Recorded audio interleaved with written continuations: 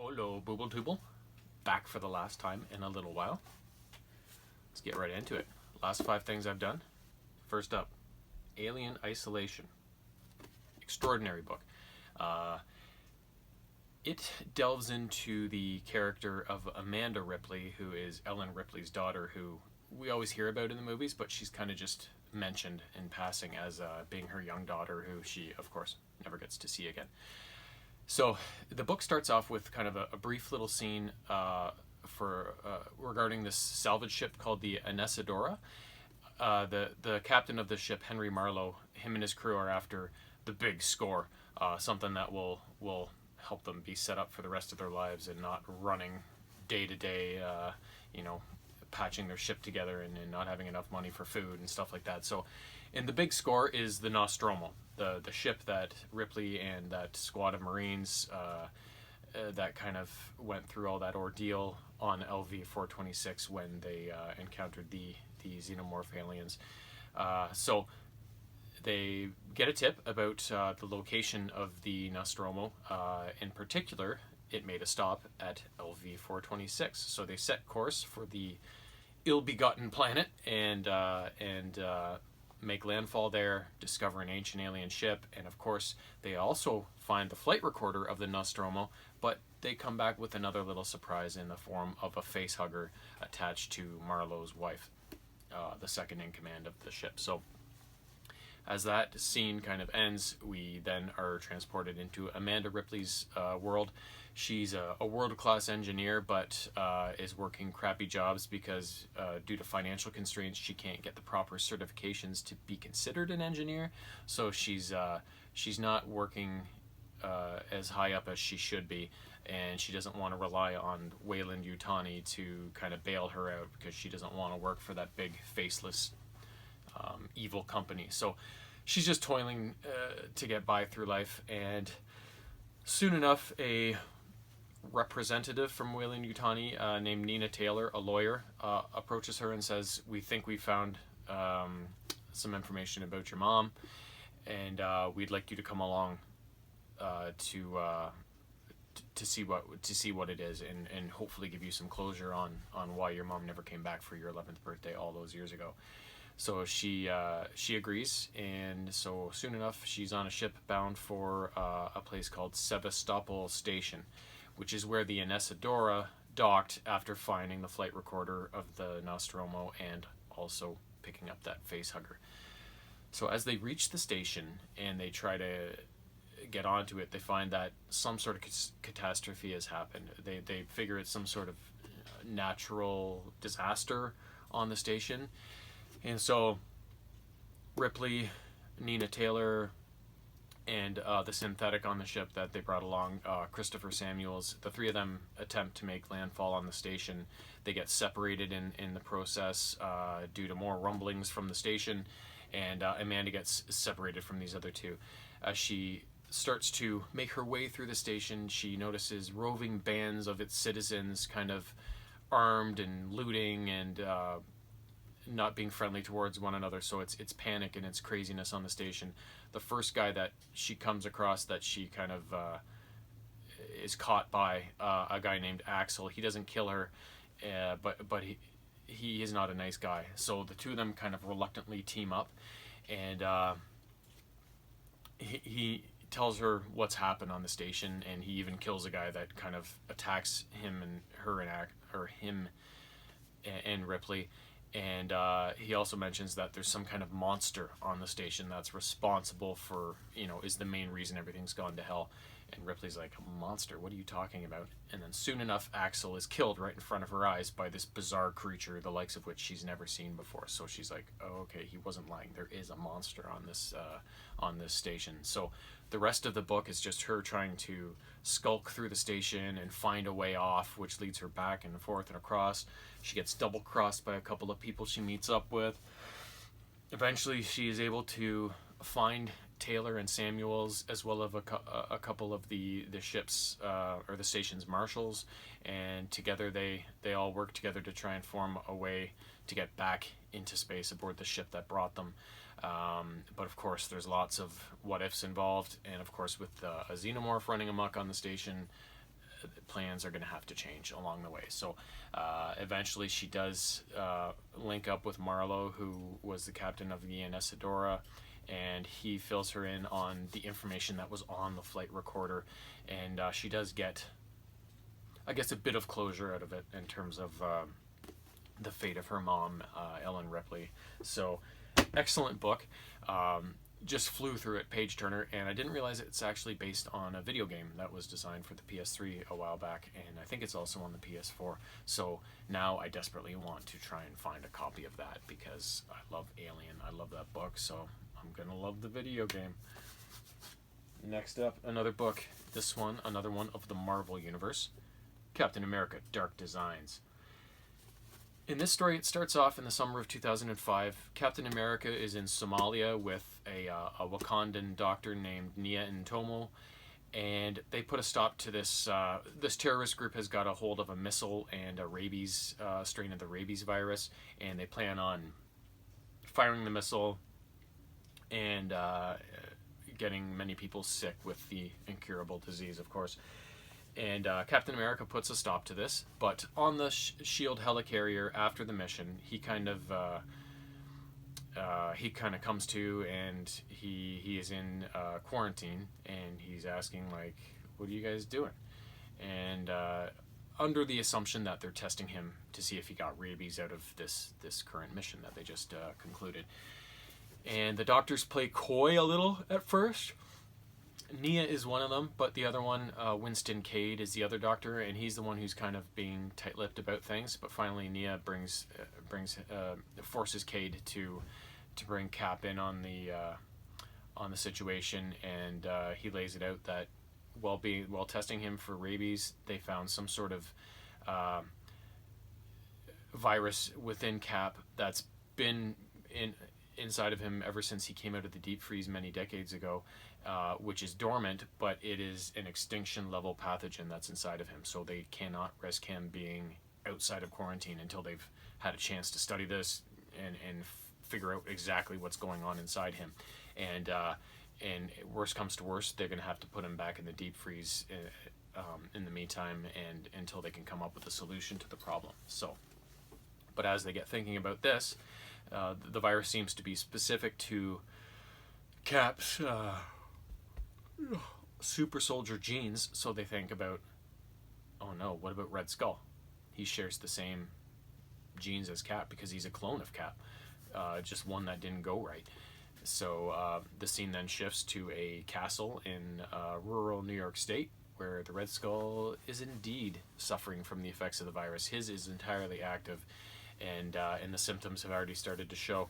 So he vaporizes all the workers at his castle to ensure the virus doesn't spread, and then enacts some a secret plan that he's known about for many years. But he now feels that with him suffering from this disease, and he may die from it, this is the time to strike. So back when he was the right-hand man of Adolf Hitler back in war times, the Nazis came up with this weapon system. They call them sleepers. They're these like futuristic robot type things, and Red Skull happens to have the key that activates them. So he does that, and so the first one springs out of, it was hidden in the Louvre in Paris. The second one was hidden inside a foundry in Belgium, and then the third one, after it's activated, it was inside of a down sub, German sub off the coast of Florida. So one by one, these sleepers wake up and start attacking, and they are adamant that they are after Captain America. They want to destroy him, and if they don't get Captain America, they will start destroying everything else in sight. So reluctantly, they have to put Cap back into the field, but try and take measures where he won't be he'll be contained and not be able to spread the virus that's within him while he takes on these behemoths. So so it's just it's the rest of the book is just Cap facing down these sleepers. Nick Fury brings Iron Man into the fray to see if he can come up with any solutions to what they're facing, and it all leads Cap towards towards an inevitable confrontation of the Red Skull at his castle, where Cap has orders to, you know, kill him on sight, so that he cannot spread this virus. But Cap, being the honorable guy he is, will only kill Red Skull if he's forced to, sort of thing. So, Red Skull also has one last kind of secret plan up his sleeve, depending on how this confrontation goes, because he knows it's coming as well. So, so eventually, after this confrontation at the castle, the scene shifts to an area of the desert in the States where there's not life around for miles and miles and miles, and so everything is drawn to this point so they can try and contain the virus, and hopefully Cap will come out the victor in this fight. And yeah, so very interesting book. Captain America isn't my favorite Marvel character, but he is probably one of the most popular overall, so there are lots of stories about him. But I do like his rivalry with Red Skull. I think Red Skull's a really neat villain that doesn't get a lot of coverage as much as a lot of the other guys do, and the fact that they take things back to war times and build in these real life, you know, the Hitler, the Nazi thing, is kind of cool how they work all that in. So overall, it was, for being not one of my favorite Marvel heroes, it was a pretty good story, so I enjoyed it. Next up, finally gotten around to watching Juno. I picked this up a long time ago in the bargain bin at Rexall for $3.33, because I do like Michael Cera, and the movie did look interesting, and I know that it was very well received at the time. It's one of those movies that's kind of artsy fartsy, but also goofy funny at the same time. Like, it's these contrasts and stuff. And so the story is a 16-year-old high school student named Juno McGuff. She finds out she's pregnant.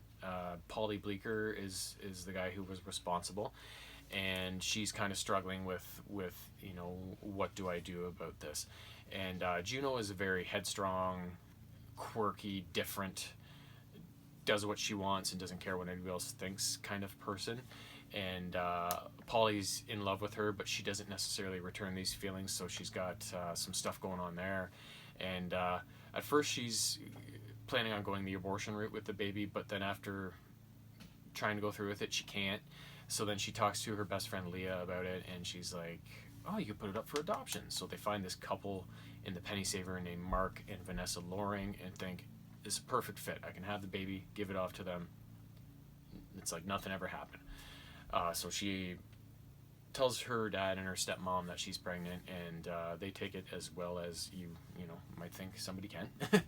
and then they go to meet with this couple, and things seem to go well enough, and so things are set in motion that they will be given the baby upon its birth. And but over the months where Juno is pregnant, Mark, she really takes a liking to him, because they have, even though he's a lot older than her, they have similar tastes in music and movies and everything.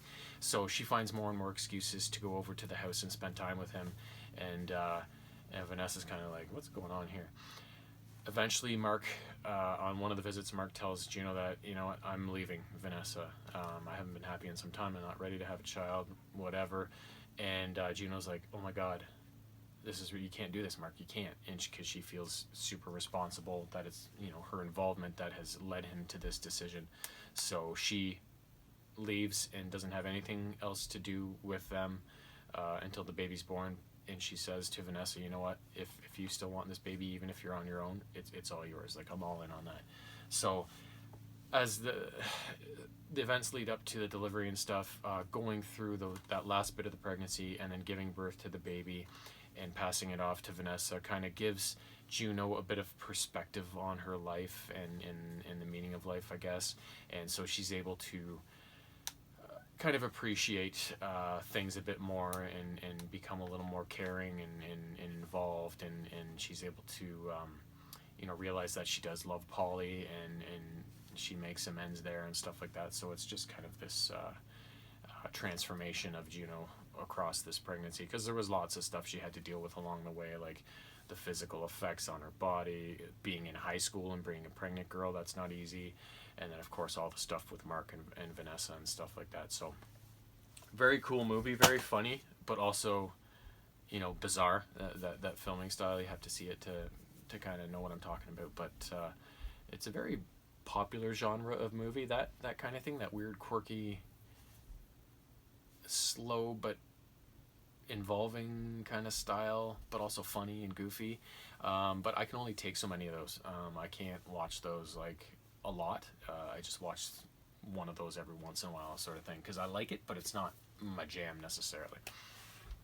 Next up, I don't have a cover for this because we watched it on Netflix, but I decided to show Jimmer a movie from back in 1990, which was a staple for me and my friends back in the day. And the movie in question is called Tremors.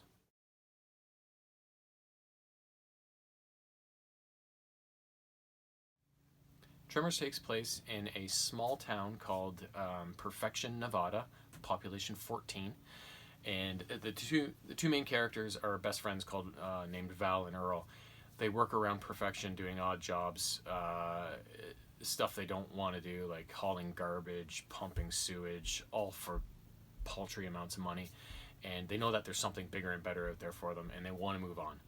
So one day they finally get up the gall to leave town, and as they're saying their goodbyes and they hit the highway in their pickup truck, things keep turning them back towards town. Strange things. First instance is the town drunk, an old guy. They find halfway up an electrical tower, and upon hauling him down, they find out that he died of dehydration. So he basically just hung out there until he died. Next thing, so they bring him back to town.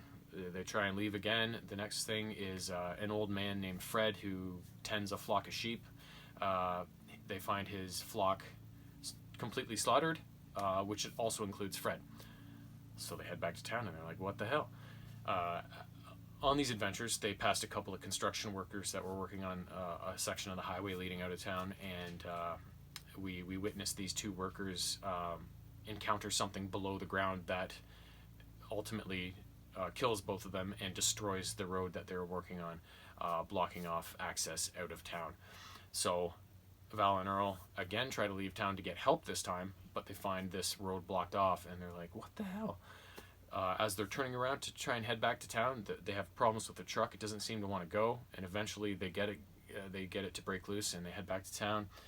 And when they look under the truck, they find this weird prehistoric-looking snake creature attached to the truck's axle. Of course, it's dead now, but they're like, oh, that's what was giving us troubles. What is this thing? What is happening? So then all the townsfolk are like, okay, this is weird. So their only recourse now is to try to leave town on horseback, because there's no highway out anymore with the road being blocked. So Val and Earl suit up on the horses, and as they're leaving, they find a lot on the edge of town where an older couple was starting to build their dream home.